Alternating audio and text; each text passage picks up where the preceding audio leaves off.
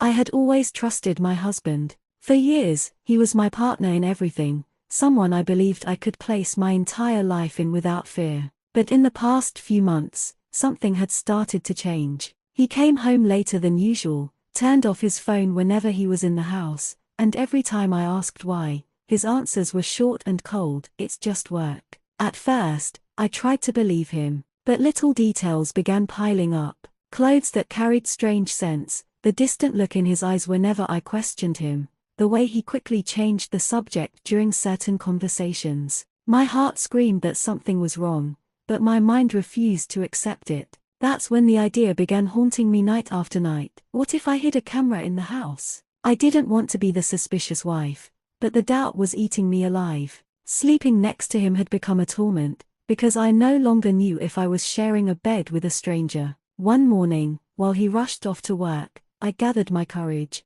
I bought a small, discreet camera, one that looked just like a decorative item. I placed it in a strategic corner of the living room, where I knew it would capture most of what happened inside the house. My heart was racing at the mere thought of what I might find. Part of me hoped the camera wouldn't capture anything, that it would all turn out to be my imagination. But another part feared my instincts were right. In the days that followed, every time I left for work, I left the camera recording. And every time I returned, I would rush to the computer to check the files. For the first 2 days, nothing unusual happened. He came home, took off his jacket, ate dinner alone, and sat in front of the TV. But on the third day, everything changed. When I opened the file, my breath caught in my throat. The video showed my husband entering the house with an expression I didn't recognize. He shut the curtains, turned off the living room lights, and then did something that froze me in place. He opened a locked drawer, pulled out a small black box, and set it on the table. Carefully, he lifted the lid and from inside, he took out something I had never seen before. My eyes widened, my whole body went numb. In that instant, I realized the man I had built my life with was hiding a secret that could destroy everything I believed about him, and maybe even about myself. For several seconds I couldn't move. The video was still running, but my mind was frozen on the image of my husband lifting the lid of that mysterious black box. Inside, something glinted faintly under the dim light. At first, it looked like stacks of envelopes, but as he took one out and placed it on the table, my heart sank. It wasn't just money, it was thousands of dollars, neatly bundled together, hidden away as though part of some secret life. My husband's hands trembled slightly as he counted them, his lips moving silently, almost ritualistically, as if he had done this countless times before. I leaned closer to the screen,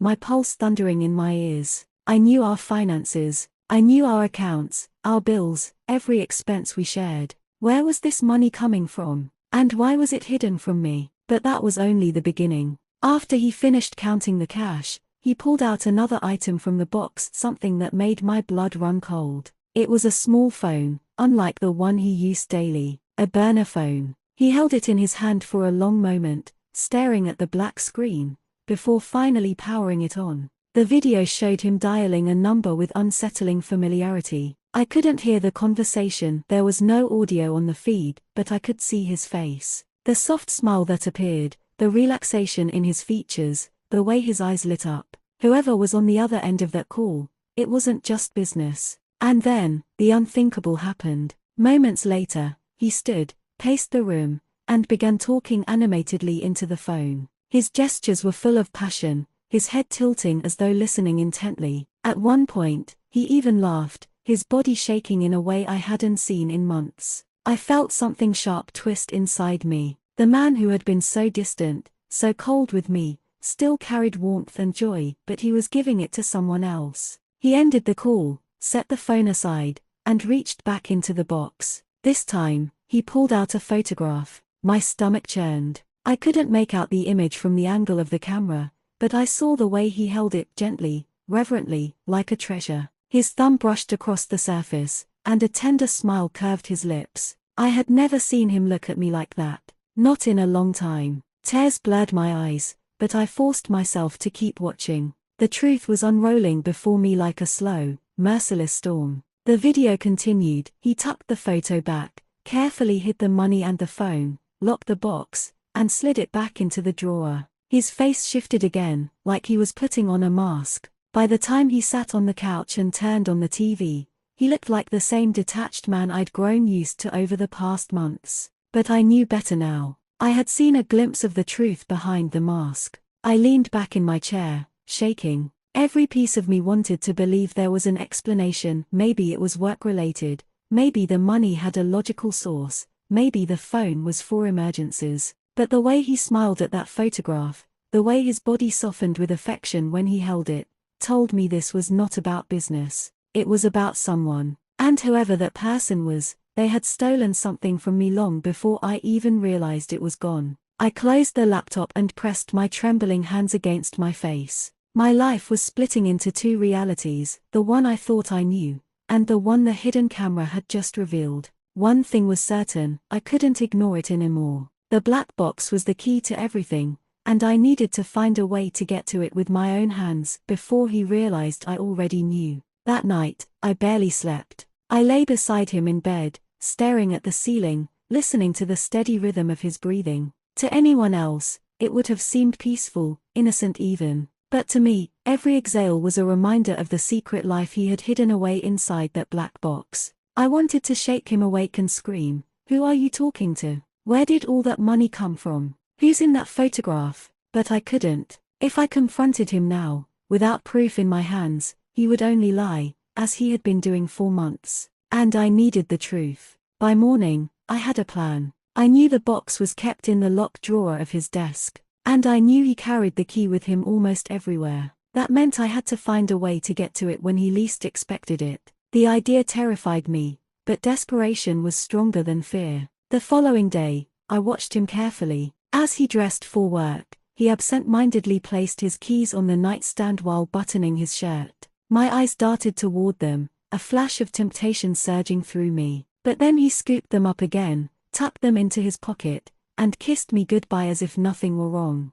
The moment the door closed behind him, I rushed to the drawer. My hands shook as I pulled at the handle, but it didn't budge. The lock was solid. I stared at it, teeth clenched, my mind racing. Could I break it open? No. If I left any trace, he would know. And if he discovered I was onto him, I might lose my only chance at the truth. So I decided to wait. For days, I studied him, like a detective trailing her prime suspect. I memorized his habits, the way he tossed his jacket over the chair, the way he left his briefcase by the door. I noticed that sometimes, when he took a shower in the evening, he left his pants draped over the chair in the bedroom, his keys still in the pocket. That was my window. One evening, my heart pounding, I heard the shower running. Steam drifted from under the bathroom door. I crept into the bedroom, each step heavy with the weight of betrayal. His pants were there, folded lazily over the chair. My fingers dug into the pocket until they found the small ring of keys.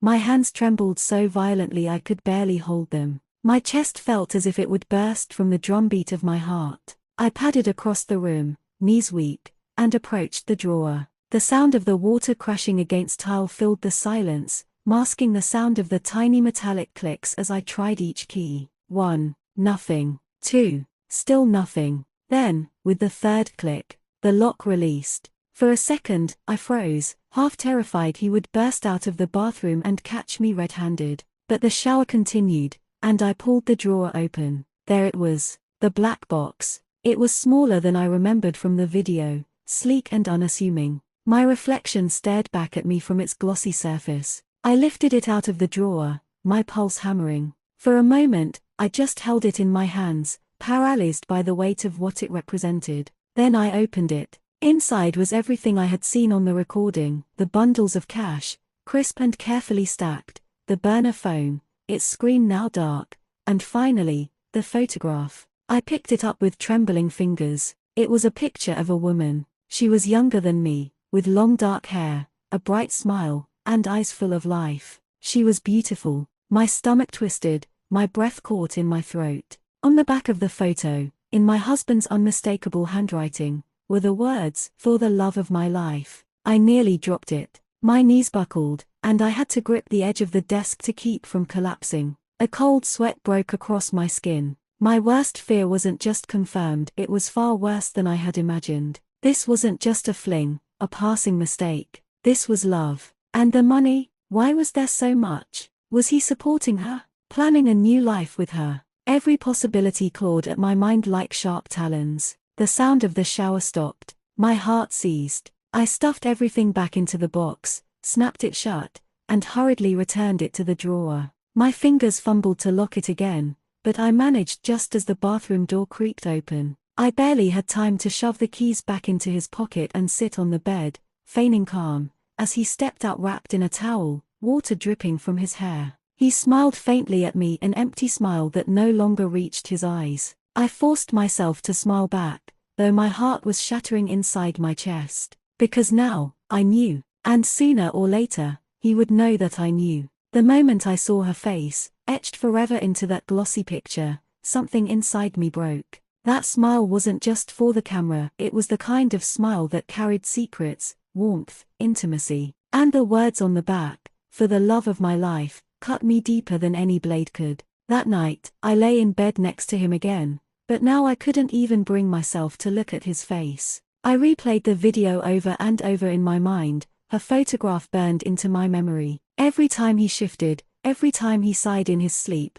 I wondered, was he dreaming of her? Was she the reason for his late nights, his hidden phone, his stash of cash? By morning, I knew one thing: if I wanted the truth, I had to find her. I started with the photograph itself. I studied every detail, the curve of her hair, the background, the lighting. It looked recent. She was sitting at a cafe table, a blurred street sign behind her. My eyes narrowed. If I could identify that location, maybe I could trace her. Days passed, and I lived like a ghost in my own house. I smiled when he looked, cooked meals as always, but inside, I was someone else, someone who carried the heavy burden of knowledge. Whenever he left for work, I pulled out my laptop and searched tirelessly. I typed descriptions into search engines: cafe with red awning in downtown, corner coffee shop near station with iron chairs. Nothing. But I didn't stop. I couldn't. One afternoon, while scrolling through local photography blogs, I froze.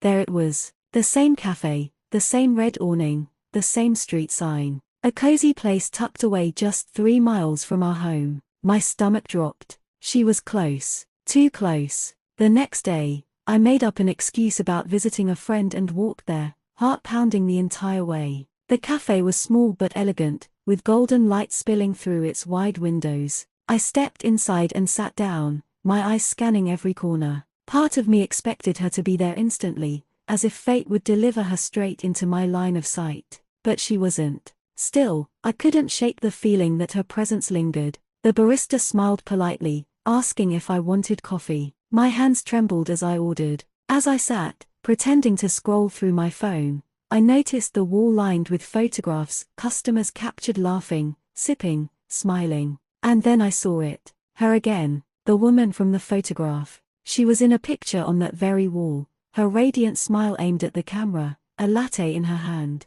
My chest tightened. This wasn't just a random woman. She was a regular here, someone woven into this place. And then the barista spoke, almost casually. "Oh, you're looking at Maya? She's one of our sweetest customers. She comes almost every morning." Maya. The name echoed in my head like thunder. I forced a smile, swallowing the storm inside me. "She seems happy," I murmured. The barista laughed. "Always. And generous too. She sometimes pays for the people behind her in line. Everyone loves her." I left the cafe shaken. Now I had a name, a place, and the truth that she wasn't just some distant fantasy. She was real, close, and possibly everything to my husband that I no longer was. That evening, as my husband returned home, loosening his tie and offering me that tired, hollow smile, I felt rage boiling under my skin. He sat at the table, scrolling his phone, unaware that I knew her name, her habits, her favorite cafe,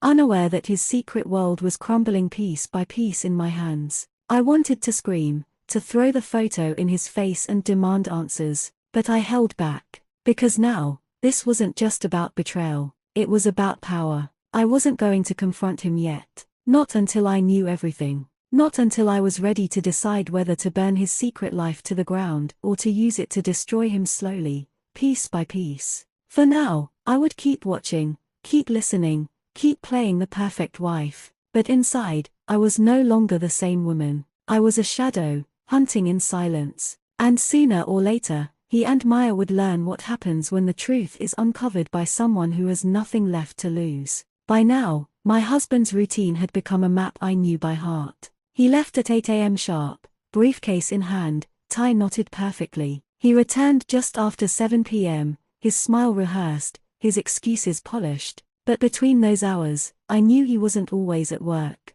And I had the proof. The day I decided to follow him, I disguised myself with oversized sunglasses and a plain cap, my heart pounding so violently I thought strangers could hear it. He took the car as usual, but instead of driving to his office downtown, he detoured. I tailed him from a safe distance, sweat dampening my palms on the steering wheel. He parked 2 blocks away from the cafe where Maya spent her mornings. I watched as he stepped out of the car, straightened his jacket, and walked toward it with a confidence I hadn't seen in months. My throat tightened as the door opened and Maya appeared, smiling brighter than sunlight itself. She wrapped her arms around him not as a casual acquaintance, but as someone who belonged to him. I nearly screamed. Instead, I gripped the wheel, nails digging into my skin. He leaned in, kissed her softly, and for a moment, they looked like a couple who had been together for years. They spoke, laughed, and walked together down the street.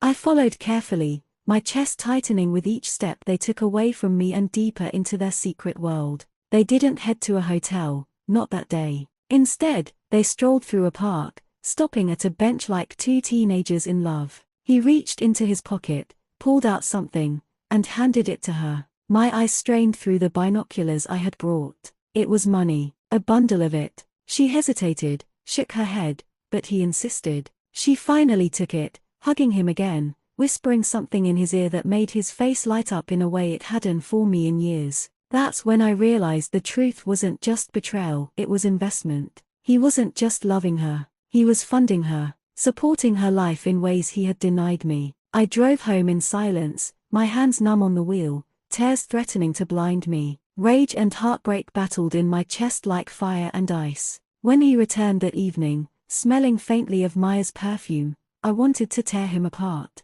But I didn't. Because I had something better than anger, I had knowledge. That night, after he fell asleep, I crept into the study and unlocked the drawer again. The black box was still there, heavier now with meaning. I opened it and found the money stack slightly smaller than before. The phone had new messages. My hands trembled as I scrolled through them. I don't know if I can accept so much from you. You deserve everything. You're my future, Maya. My blood-boiled future. He wasn't planning to keep her in the shadows. He was planning to build a new life with her while I lay beside him, clinging to the shreds of the life we already had. And then, the last message made my vision blur. Soon. I'll tell her soon. Then we'll be free. I dropped the phone, my breath ragged, my body trembling from head to toe. Tell her. That meant me. He was planning to confess, but not for honesty, not to mend us. He was preparing to leave me. The tears came hot and fast, but behind them,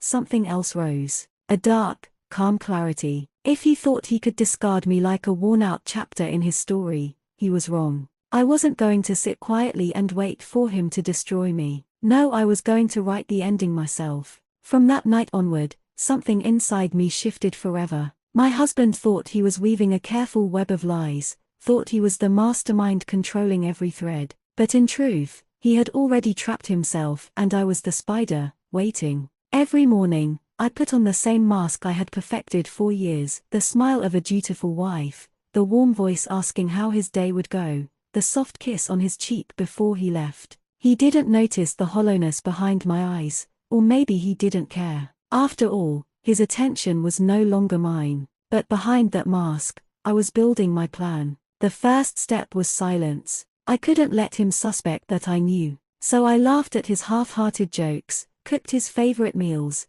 and asked about work even when I knew work was just code for Maya. Each time he lied, each time his phone buzzed and he slipped into another room to answer, I bit my tongue until I tasted blood. Because silence was power. The second step was information. I returned to the cafe, this time in plain sight. Maya wasn't there at first, but I became a regular. I learned her schedule from observation, piecing it together like a puzzle. She arrived just after 9, ordered the same latte with cinnamon, sat at the same table by the window. She carried a leather notebook, often scribbling inside with a dreamy expression. Sometimes she looked at her phone and smiled, and I knew it was him. One day, she left her notebook on the table when she went to the restroom. My pulse raced. Every nerve screamed at me to open it, to peek inside, but I didn't. Not yet. Timing was everything. Instead, I noted the detail. She was careless. Carelessness could be used.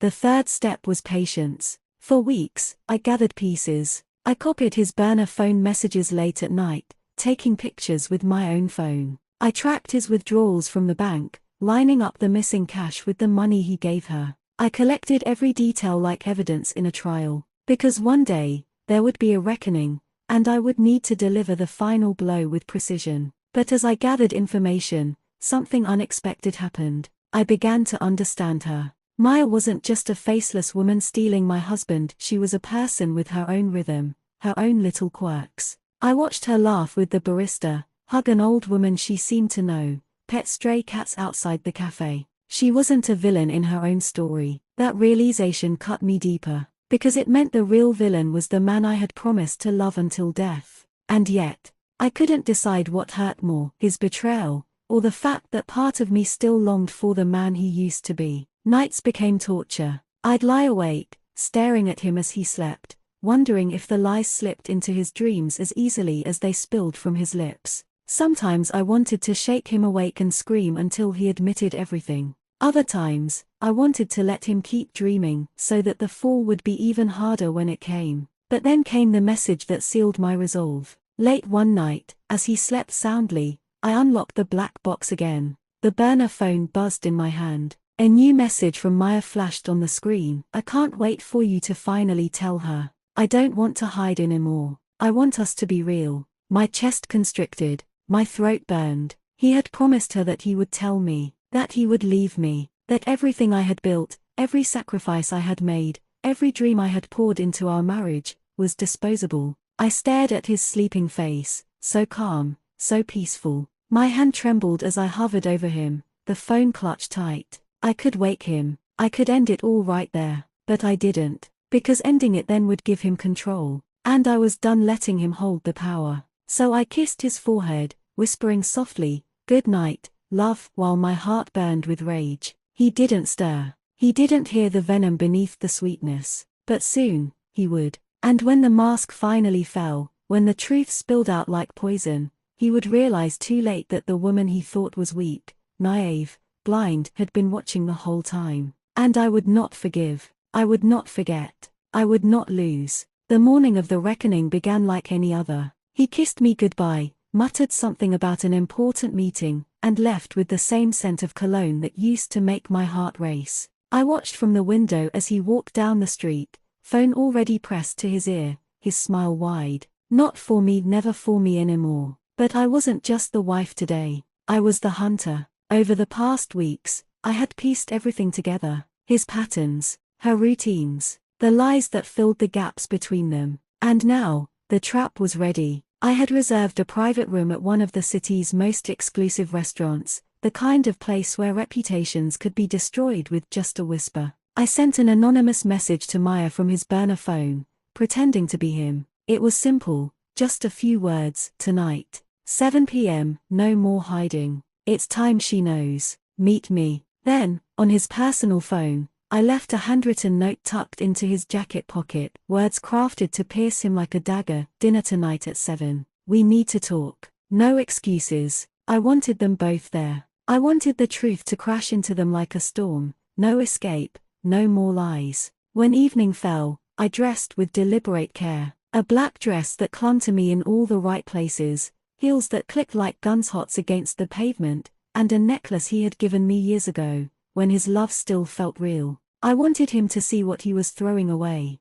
I wanted her to see the woman she thought she was replacing. The restaurant buzzed with soft music and clinking glasses as I entered the private room. Candlelight flickered on the table set for 3. My heart pounded, but my face was calm. Masks had always been my specialty. He arrived first, looking irritated, confused by the setting. His eyes darted to me, suspicion flashing across his face. "What is this?" he asked, trying to keep his voice steady. I smiled, slow and sharp. Edina, sit down. Before he could argue, the door opened again. Maya stepped in, radiant in a simple dress, her eyes lighting up when she saw him. But the light dimmed instantly when she saw me seated at the head of the table. She froze, her cheeks draining of color. The silence was thick, suffocating. I gestured toward the empty chairs. Please, sit, both of you. They obeyed, stiff and uneasy, like schoolchildren caught in a lie. I let the silence stretch until it burned their nerves raw.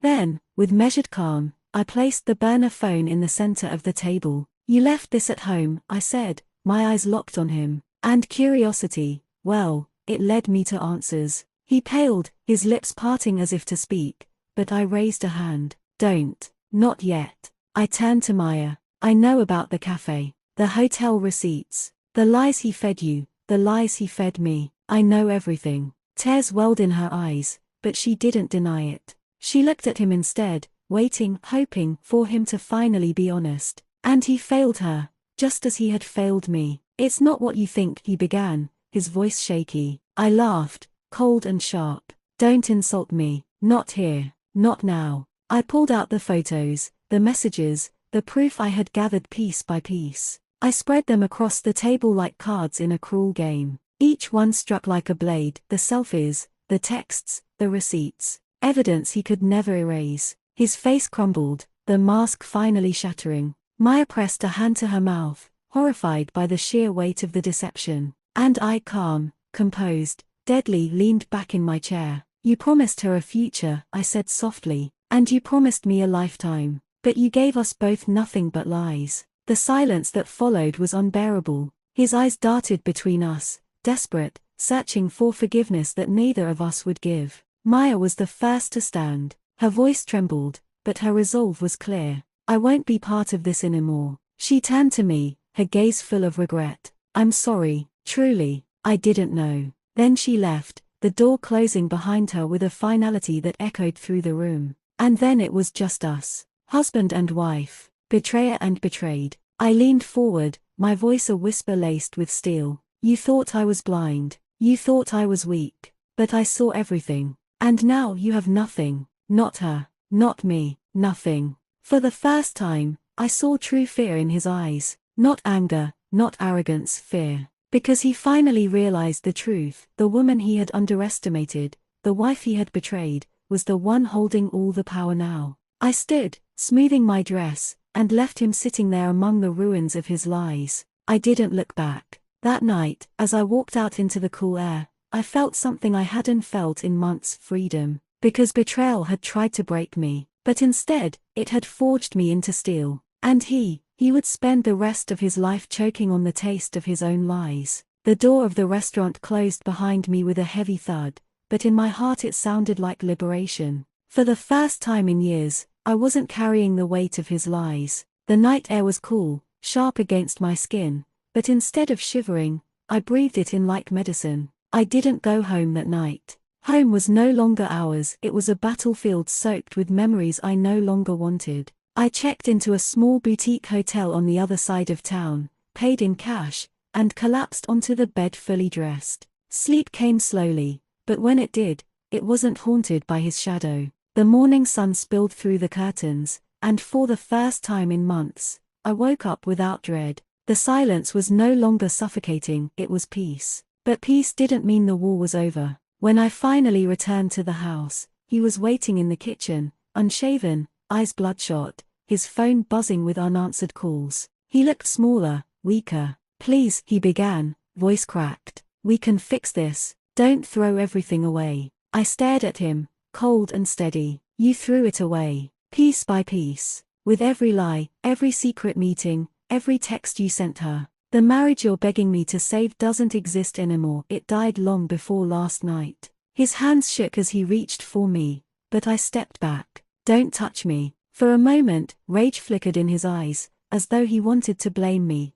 twist this into my fault. But then the fight drained out of him, leaving only despair. Over the next weeks, his life began to unravel. Maya cut him off completely. I know, because she sent me a message herself. I won't see him again. I don't want to be part of this mess. It wasn't forgiveness, just closure. At work, whispers started spreading. I hadn't told anyone, but secrets have a way of slipping through cracks. Maybe Maya confided in a friend. Maybe one of his colleagues noticed the change in him, the hollow look in his eyes, the frantic way he checked his phone. Whatever the source, the rumors grew, and the respect he once commanded began to crumble. And me? I rebuilt. Slowly, carefully, I pieced myself back together. I found joy in the little things: an afternoon walk, a book I'd been meaning to read, coffee alone at a cafe where nobody knew me as his wife. I started therapy, not because I was broken, but because I refused to let his betrayal poison my future.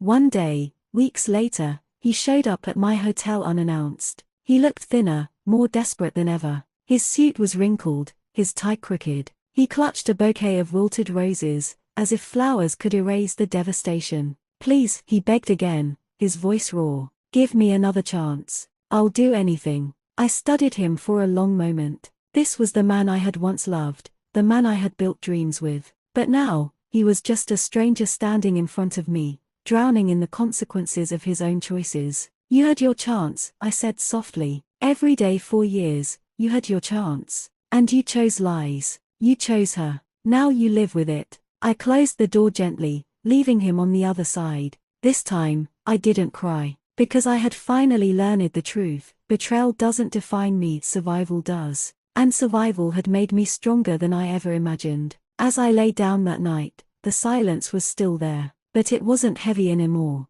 It was freedom. It was mine. And he would never know peace again. Time is a curious thing. In the beginning, after I walked away from him, the days felt heavy, the nights endless. Betrayal doesn't heal overnight. It lingers like a shadow, whispering doubts even when the sun shines. But slowly, as months turned into years, that shadow grew smaller, until it was nothing more than a scar, one that no longer hurt, only reminded me of what I had survived. I rebuilt my life in layers. First, I sold the house. It wasn't a home anymore, it was a graveyard of broken promises. With the money, I bought a modest apartment overlooking the park. It was smaller, quieter, but it was mine. No ghosts lived there, no lies lingered in the walls. Then I rebuilt myself. I threw myself into my career with a determination I hadn't felt in years. Promotions came, respect followed, and for the first time in a long time, I wasn't defined as someone's wife. I was simply me. I even began mentoring younger women at work, teaching them not just about business, but about strength, the kind you don't realize you have until life forces you to find it. Friends returned, too. During my marriage, I had let many relationships fade, too busy trying to hold together a crumbling facade. Now, I reached out. I reconnected with old friends, made new ones, built a community around me. Laughter returned to my life, not as a mask, but as something real. And then, years later, love returned as well. Not in the desperate, consuming way it once had, but gently, steadily. A man who knew my past but didn't see me as damaged, just stronger. He didn't try to complete me, he simply walked beside me, letting me be whole on my own. It wasn't a fairy tale. It was better, it was real. But what of him? The man who betrayed me? News of his life trickled in from mutual acquaintances, whispers carried like wind. He had tried to patch things together after I left, but everything seemed to slip through his fingers. Maya was gone, and no woman stayed for long once they saw the cracks beneath his charm. At work, his reputation never fully recovered. He had been passed over for promotions, replaced by younger, sharper minds who didn't carry the stain of scandal. The last I heard, he lived in a small rented flat, drinking too much, spending his evenings alone. Sometimes he reached out, sending pathetic emails full of apologies, memories, pleas for forgiveness. I never replied. Some doors stay closed forever. And yet, I don't hate him anymore. That's the final irony. Hatred, like love, keeps you bound to someone. It drains your energy, chains you to their memory. But indifference, that is true freedom. And I reached it. One afternoon, years later, I passed by the cafe where I had first seen them together. It had changed hands since then, new owners, new paint,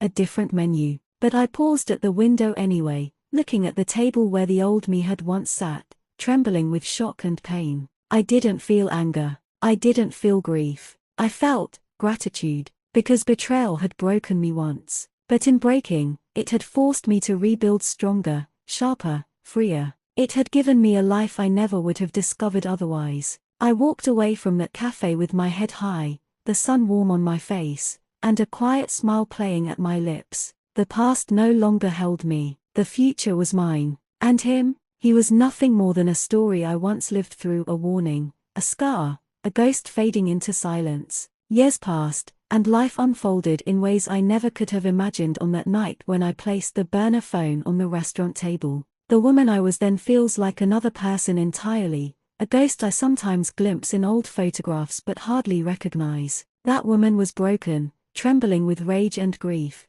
clinging to the ruins of a love that had betrayed her. But me, the woman I became, she is different. She is stronger, wiser, whole. By the time a decade had gone by, my world had transformed. I had built a thriving career that carried me across cities and countries, speaking at conferences, advising on projects, mentoring women who once looked at me with the same uncertainty I once felt. I wore my story like armor, not flaunting it, but never hiding it either. When someone asked how I had found my strength, I told them the truth. Pain taught me, betrayal forged me, and I refused to stay broken. I remarried eventually, not out of desperation, not out of need, but because I had met someone who understood the difference between love and possession. His name was Daniel, a quiet man with a sharp mind and a gentle soul. He didn't try to erase my scars, he simply traced them with tenderness, never asking me to be less than what I was. With him, I laughed easily, loved freely,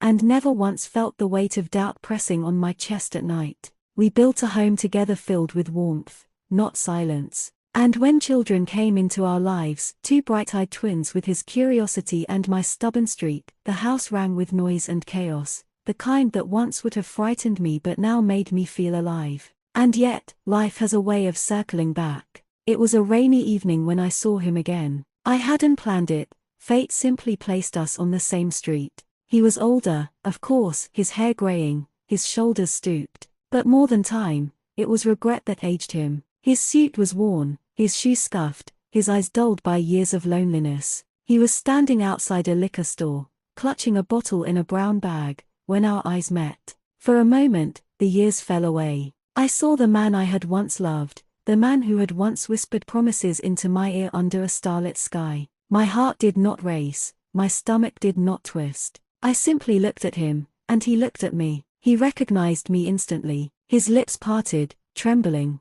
He began, but no words came. I gave him a single nod. Not of forgiveness, not of reconciliation, just acknowledgement. A recognition that yes, we had once shared a life, but that life was long dead. Then I turned and walked away, the sound of my heels echoing against the wet pavement, drowning out the silence between us. I didn't look back. Later that night, as I tucked my children into bed, I thought of him once more. Not with anger, not with longing, but with clarity. He had been the storm that once destroyed me, yes, but storms pass. And when they do, the earth is left changed, sometimes even fertile. Without his betrayal, I might never have found the strength to rebuild, the courage to live fully, the wisdom to demand love that was true. The next morning, as sunlight spilled across the kitchen table, Daniel handed me a cup of coffee and kissed the top of my head. Our twins laughed in the background, chasing each other around the living room.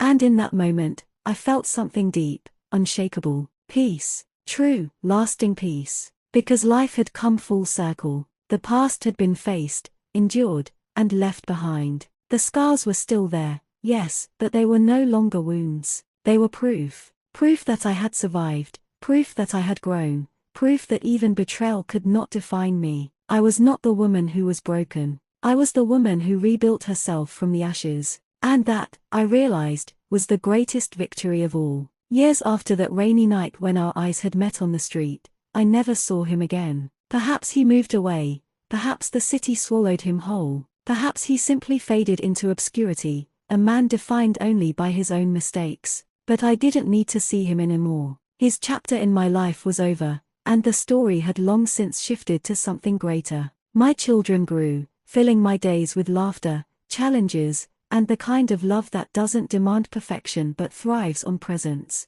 Daniel stood by my side through it all, steady, patient, never once making me question my worth. Our life together wasn't free of struggle, but it was built on truth, and that truth gave me a strength I had once thought I'd lost forever. Sometimes, though, the past found its way back to me not through him, but through whispers. A colleague once mentioned seeing him in a quiet bar, nursing a drink alone. Another time, an old neighbor said he had lost his job, then his apartment, living now in a small rented room near the edge of town. His name no longer carried weight, his charm no longer opened doors. The last rumor came years later that he had died quietly, alone, with no one to hold his hand in his final moments. There was no obituary, no grand farewell, just a whisper, a brief ripple on the surface of a life that had once tried to drown me. When I heard the news, I sat silently for a long time, not grieving, not celebrating, just remembering.